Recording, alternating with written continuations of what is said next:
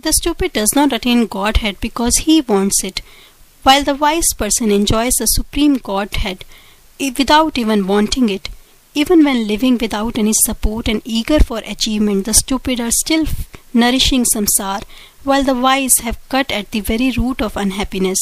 The stupid does not find peace because he is wanting it, while the wise discriminates the truth and so is always peaceful-minded. How can there be self-knowledge for one whose knowledge depends on what he sees? The wise do not see this and that, but see themselves as unending. How can there be cessation of thought for the misguided who is striving for it? Yet it is there always naturally for the wise person delighted in oneself. Some think that something exists, and others that nothing does. Rare is the person who does not think either and is thereby free from distraction. Those of weak intelligence think of themselves as pure non-duality, but because of their delusion they do not know this and remain unfulfilled all their lives. The mind of the person seeking liberation can find no resting place within, but the mind of the liberated person is always free from desire by the very fact of being without a resting place. Seeing the tigers of the senses, the frightened refugee seekers at once enter the cave in search of cessation of thought and one-pointedness. Seeing the desireless lion, the elephants of the senses silently run away, or if they cannot flee, stay to serve that king like flatterers. The person who is free from doubts and whose mind is free from longing and repulsion does not bother about means of liberation.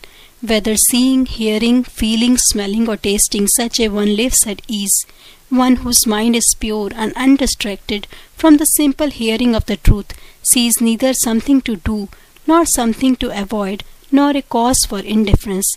The straightforward person does whatever arrives to be done, good or bad, for such a one's actions are like those of a child.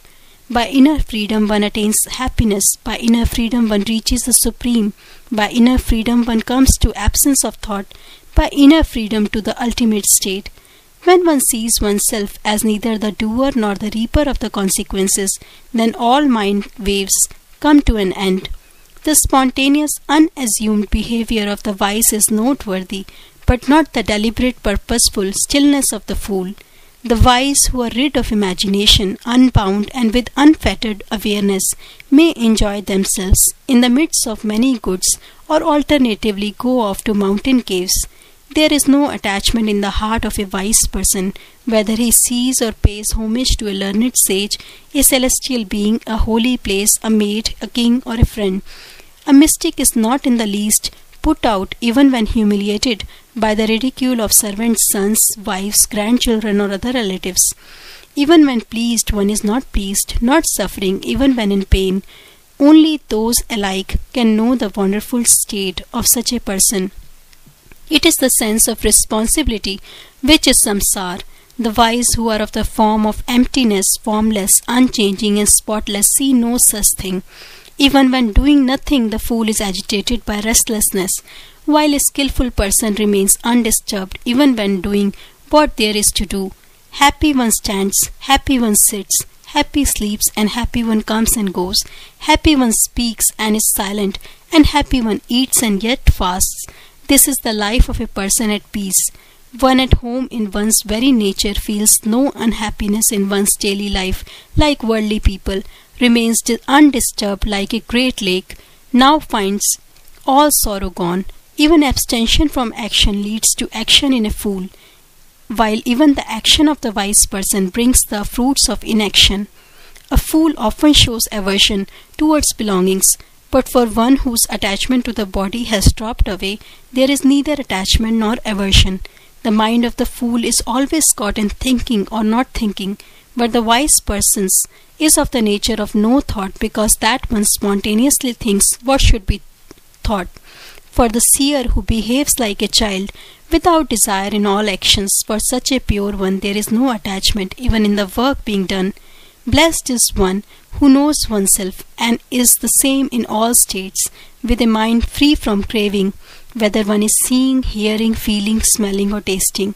There is no person subject to samsara, sense of individuality, goal or means to the goal, for the wise person who is always free from imagination and unchanging as space. Glorious is one who has abandoned all goals and is the incarnation of satisfaction.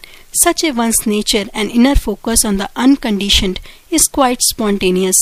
In brief, the great-souled person who has come to know the truth is without desire for either pleasure or liberation and is always and everywhere free from attachment.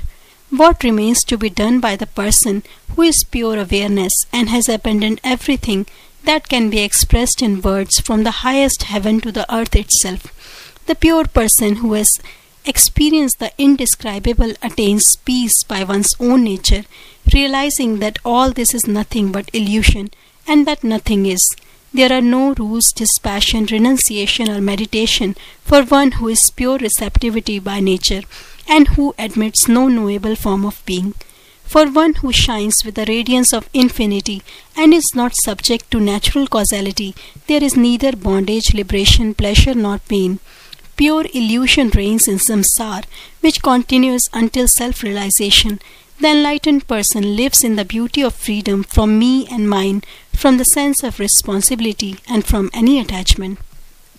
For the seer who knows oneself as imperishable and beyond pain, there is neither knowledge of world nor the sense that I am the body or the body is mine.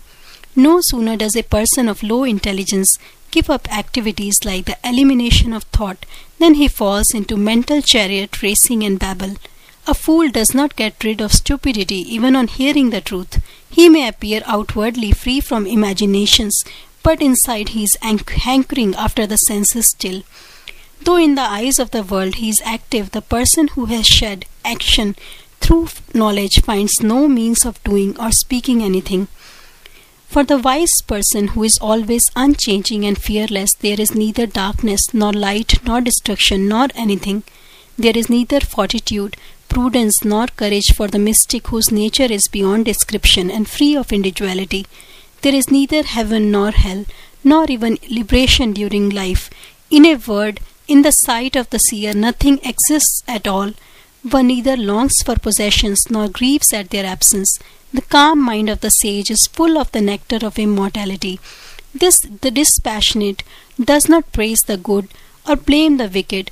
Content and equal in pain and pleasure, one sees nothing that needs doing. The wise person does not dislike samsara or seek to know oneself. Free from pleasure and impatience, one is not dead and one is not alive. The wise person stands out by being free from anticipation, without attachment to such things as children or mates, free from desire for the senses, and not even concerned about one's own body. Peace is everywhere for the wise person who lives on whatever happens to come, going to wherever one feels like and sleeping wherever the sun happens to set. Let one's body rise or fall, the great-souled one gives it no thought, having forgotten all about samsara in coming to rest on the ground of one's true nature. The wise person has the joy of being complete in oneself and without possessions, acting as one pleases, free from duality and rid of doubts and without attachment to any creature. The wise person excels in being without the sense of me. Earth, a stone or gold are the same to such a one. The knots of the heart have been rent asunder, and one is freed from greed and blindness. Who can compare with that contented, liberated soul who pays no regard to anything and has no desire left in one's heart? Who but the upright person without desire knows without knowing, sees without seeing, and speaks without speaking? Beggar or king, one excels who is without desire and whose opinion of things is rid of good and bad. There is neither dissolute behavior nor virtue, nor even discrimination of the truth for the sage who has reached the goal and is the very embodiment of guileless sincerity, that which is experienced within by one desireless and free from pain and content to rest in himself. How could it be described, and of whom? The wise person who is contented in all circumstances is not asleep even in deep sleep, not sleeping in a dream, nor waking when he is awake. The seer is without thoughts even when thinking, without senses among the senses, without understanding even in understanding, and without a sense of responsibility even in the ego.